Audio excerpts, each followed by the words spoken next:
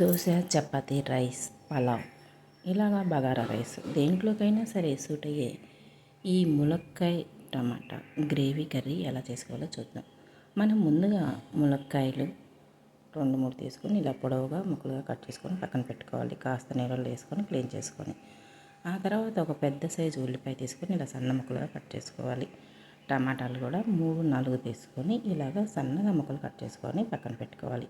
2 పచ్చిమిర్చి తీసుకొని అవి కూడా సన్నగా కట్ చేసుకొని పక్కన పెట్టుకోవాలి.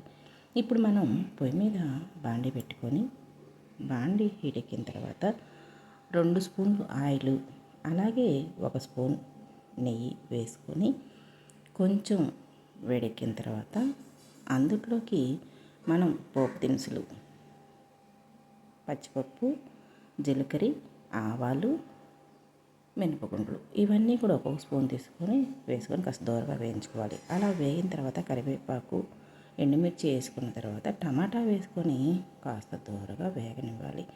టమాటా వేగిన తర్వాత మనం ఉల్లిపాయ ముక్కలు కూడా వేసుకొని ఇంకొంచెం దూరగా వేయించుకోవాలి. ఇలాగా అన్నీ ఒకసారి వేసే కంటే కూడా ఒకదాని తర్వాత ఒకటి వేయించుకుంటే గ్రేవీ బాగా వస్తుంది కర్రీకి. అందుకని ఒకదాని తర్వాత ఒకటి వేసుకొని వేయించుకోవాలి. ఇలాగా ఉల్లిపాయ ముక్కలు కూడా వేగిన తర్వాత పచ్చిమిర్చి వేసుకొని మరొక నిమిషం పాటు మగ్గనివ్వాలి. అలా మగ్గిన తర్వాత ఫైనల్గా ములక్కాడలు కూడా వేసుకొని ఒక 2-3 నిమిషాలు అలా తిప్పుకోవాలి. అలా తిప్పుకున్న తర్వాత టమాటాల్లో ఉన్న గుజ్జంతా కూడా బయటకు వచ్చేస్తుంది. ఆ తర్వాత కూర రుచికి సరిపడా సాల్ట్ కానీ గల్లుప్పు కానీ వేసుకొని మరొకసారి తిప్పుకోవాలి. అలా తిప్పుకోవటం అయిపోయిన తర్వాత మళ్ళీ ఒక చిటికెడు పసుపు వేసుకొని మరొకసారి తిప్పుకొని తర్వాత రుచికి సరిపడా కారం కూడా వేసేసుకొని ఒక్కసారి ఫైనల్గా తిప్పుకొని 1-2 నిమిషాలు మగ్గనివ్వాలి. ఇలా మగ్గటం వల్ల కూరకి మంచి టేస్ట్ వస్తుందన్నమాట. ఇలా కారం కూడా వేసుకొని కూర అంతా గుజ్జుగా దగ్గర పడ్డాక మనం ఒక 2 కప్పులు వాటర్ పోసేసుకొని ఒక్కసారి అలా తిప్పుకొని మూత పెట్టుకోవాలి. మనకి కూర మగ్గేలోపు దీనికి కావాల్సిన మసాలా రెడీ చేసుకుందాం. ఈ కూరకు కావాల్సిన మసాలా ఒక చిన్న అల్లం ముక్క, అలాగనే పచ్చి కొబ్బరి ఉంటే పచ్చి కొబ్బరి, లేదంటే ఎండు కొబ్బరి అయినా వాడుకోవచ్చండి.